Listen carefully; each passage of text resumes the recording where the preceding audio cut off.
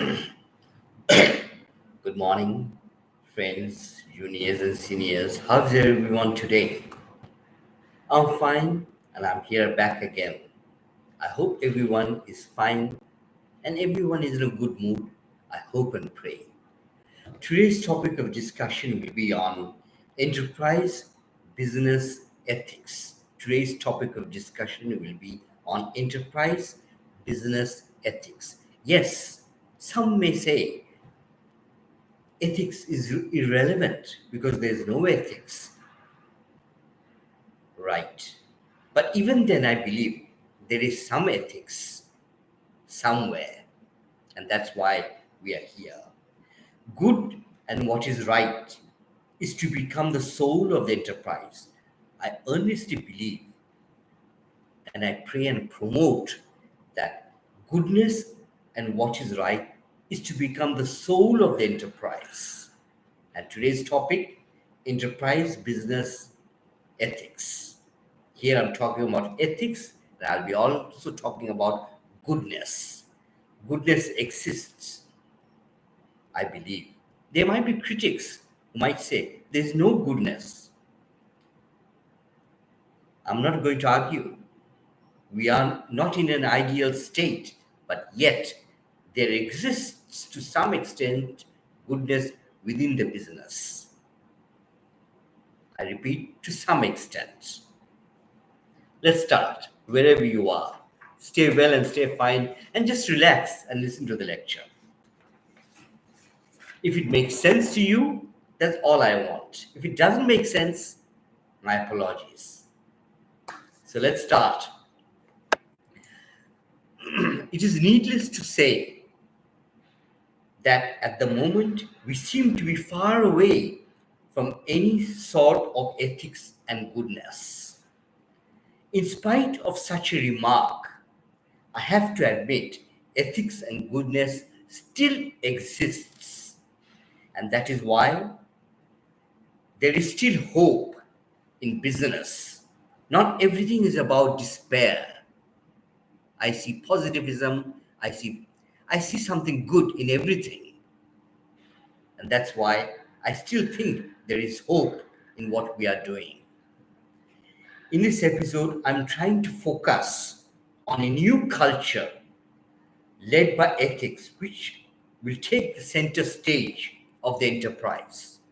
The culture that I have on mind is enterprise business ethics, where ethics will be intentionally placed at the center stage of the enterprise and not in rhetoric,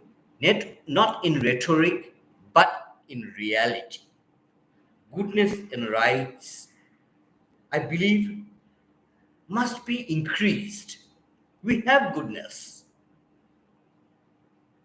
but I'd like to see the goodness increasing.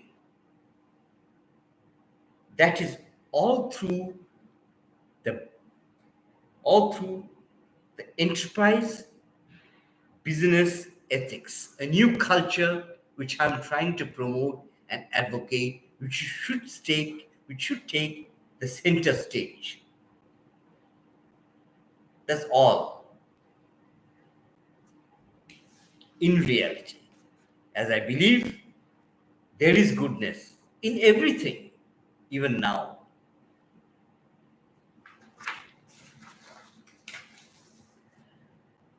The enterprise business ethics that I'm referring to means to systematically examine, explore, provide analysis, rationalize what is right with justification and is verifiable and endorsable.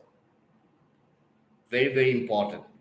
The enterprise business ethics that I'm trying to promote means to systematically examine, explore, provide analysis, rationalize what is right with justification that is verifiable and at the same time endorsable by the stakeholders. Enterprise business ethics is a specific branch of knowledge that examines what is right and what is wrong to provide guidance to human behavior and enterprise, and investigates, analyzes, and examines moral issues and provides justification for people to accept and apply ethical standards in all types of human behavior within the enterprise. What are the constituent elements of the business enterprise business ethics, which I'm referring to and I'm trying to promote? What are the constituent elements? Ethics. Number two is right. Number three is truth. Number four is lawful. Fifth is reasoning. Sixth is social values. Seventh is about consequences. And, and eighth is about process or method. Constituent elements of enterprise business ethics. Number one is ethics must be understood within the organization. What is right and what is wrong.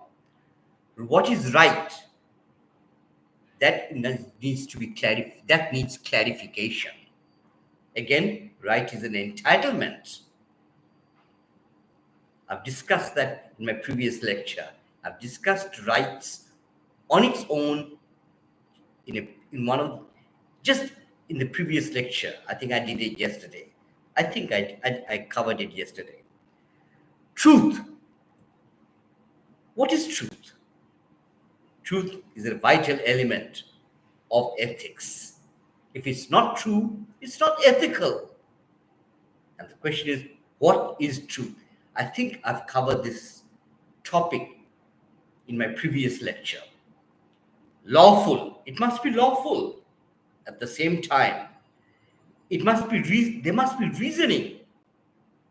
You must be able to justify what is right and what is wrong in order to become ethics. Social values. We have to take into consideration the social values also. And also we have to take into consideration the consequences or the outcome of what we are doing.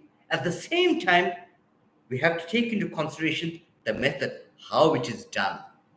All these elements comprise of the enterprise business ethics that I'm trying to advocate. But one point must be remembered. The enterprise business ethics must be communicated well to the rest of the enterprise and the stakeholders. Without communication, everything is zero. So let's start with ethics. Enterprise business ethics means the systematic examination and analysis and to rationalize what is right, that is verifiable and endorsable. Before I start with enterprise business ethics, I would like to clarify the difference between goodness and ethics. It seems similar, but there is a difference. Ethics is about right and wrong, which must be justified. Ethics is about right, which needs to be justified, or wrong, that also needs to be justified. Goodness is about a quality which has an intrinsic virtue that benefits human mankind and is morally right. Such a quality is also belief in the beauty of human being.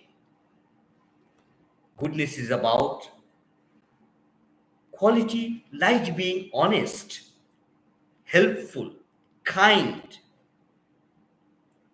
loyal. All these are qualities. All these are goodness in a human being.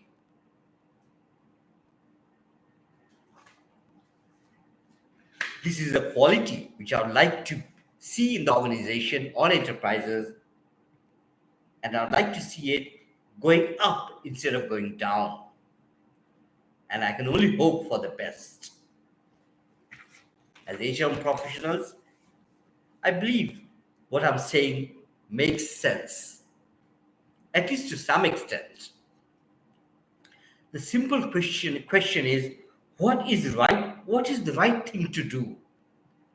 What is right? And am I doing the right thing? I repeat the question. What is the right thing to do? Or what is right? Am I doing the right thing? Obviously, there will be a pluralism in this perspective. But we also have to take into account the pluralistic version. That means there might be a number of ethics around. We cannot deny, we cannot reduce all pluralism to denial without due process. And someone will have to take the leadership in the enterprise business ethics implementation as the first step in the right direction. Sorry about that. Ethics cannot be taken lightly, nor can it be denied, or it cannot be ignored. The general people are now more vocal than ever and accompanied with the latest technology.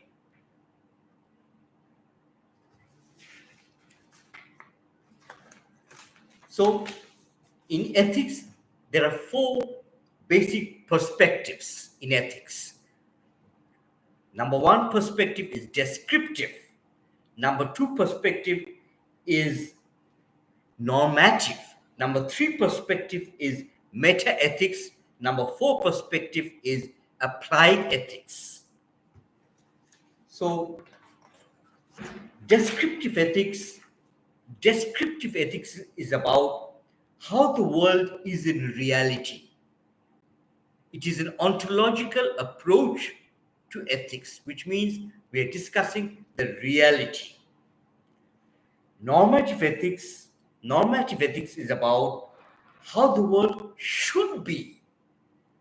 Metaethics is about taking into account concepts like honesty, loyalty, dedication, where all these concepts are examined.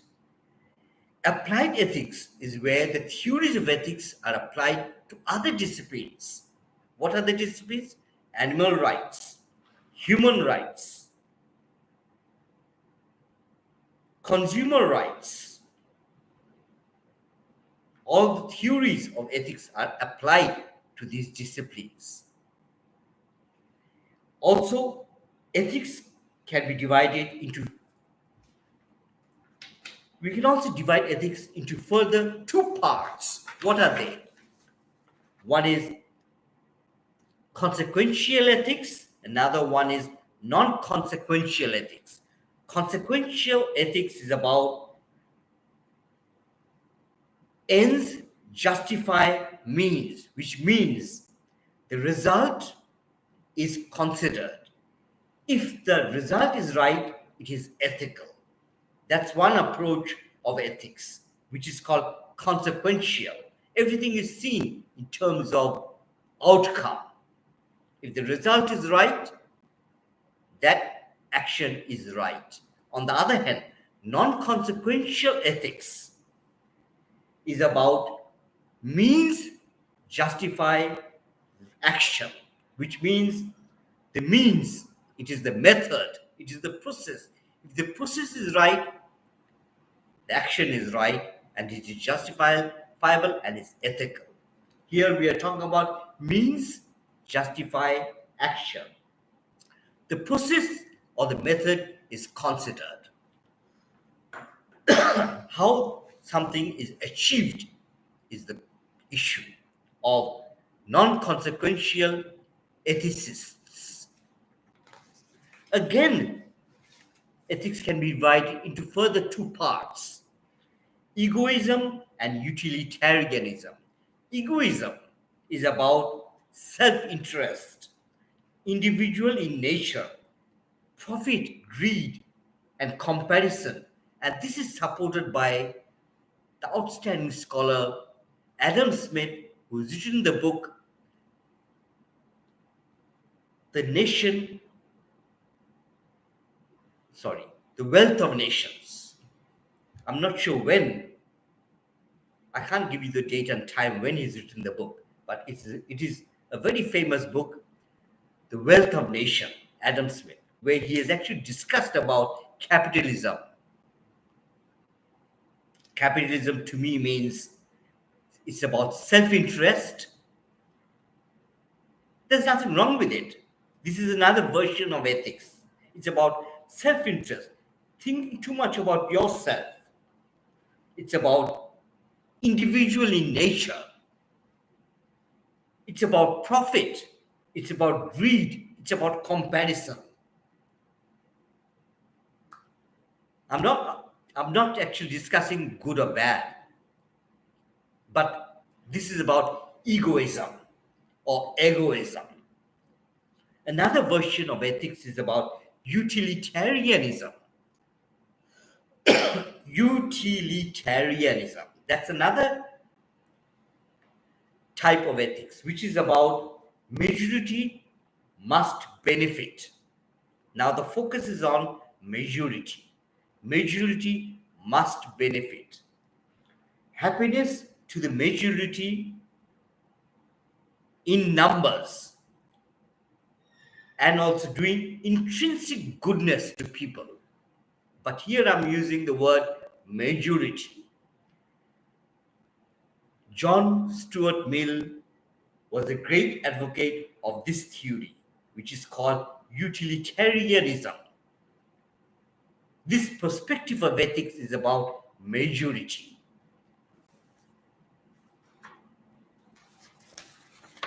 Again, another scholar, outstanding scholar, Richard Du George, in 1992, discussed ethics and divided ethics into two parts and took the discussion further. According to this scholar, he divided ethics into two parts: ethical relativity and ethical absolutism.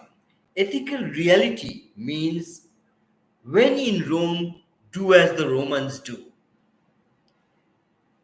Ethical relativism. Ethical relativism means when in Rome, do as the Romans do. Again, ethical absolutism is about when in Rome, do what you would do at home, irrespective of the Romans, what the Romans do. So, ethical relativism is about situations. No single moral standard, but many standards. Ethics is situational, according to ethical relativism.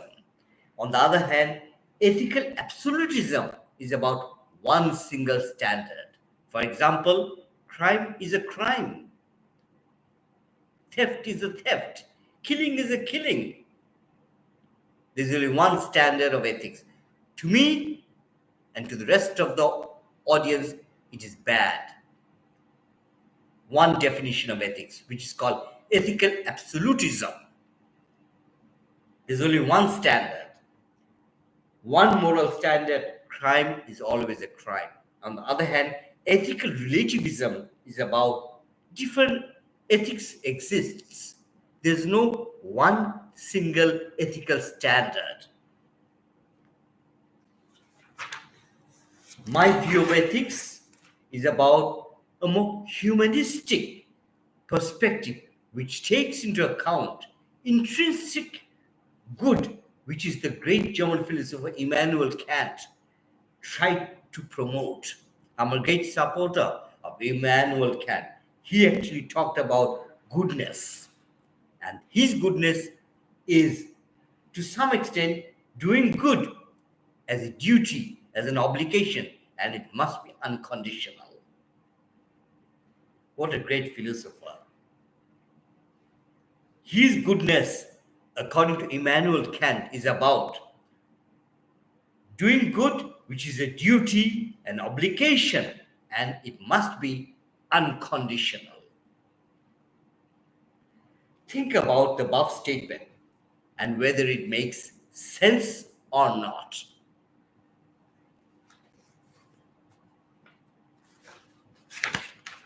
From my perspective, doing what is right and good for the cause of the greater society of human, this is the humanistic perspective.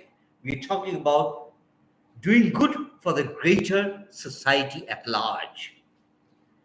Unfortunately, we are in a state of lack of values. Goodness seems to have disappeared. Rule of law is a distant truth. Power, self interest, greed seems to me the cause of all agony,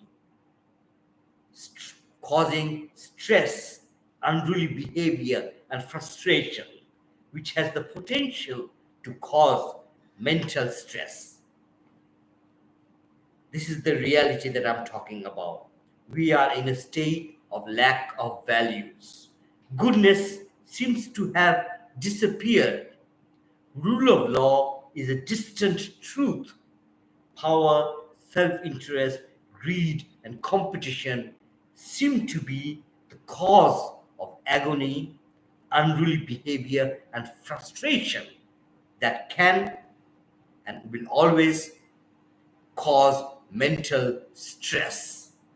Here, the role of HRM professional is to stand up and protest what is wrong, if at all possible, through dialogue, through constructive dialogue, if at all possible. Yes, there is enough good around, without any doubt, and that's why we are here. I believe there is enough good, but we need to increase the goodness within the enterprises. There is good without any doubt, and that's why we exist in business. The simple message that I'm trying to make is make enterprise business ethics the soul of the enterprise. All sounds great, but how? We as HRM professionals can spread the message. That is all we can do. My friends, you might think I'm crazy, but actually that's the reality. We have goodness. We have goodness, we have ethics within the organizations. Within within all successful organizations, there is ethics, there is goodness. Only the volume needs to be increased. That's all I'm asking my HRM friends. Let's try. Let's see what can we do. And all we can do is use constructive dialogue. There's nothing else. That's the only weapon we have. My friends, take it easy. Wherever you are, stay happy, stay calm, and enjoy the rest of the day. Goodbye, my friends. See you very, very soon.